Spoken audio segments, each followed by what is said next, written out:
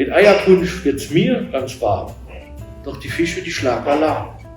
Zu Weihnachten ist es ziemlich kalt. Da braucht's eine Heizung, die ordentlich knallt. Und dicke Wurzeln soll es sein. Dafür musst du ProTemp B mit rein. Danke. Heute dreimal zu gewinnen. ProTemp E300 Inline-Heizer und die dazu passende ProTemp B20 ohne Heizung.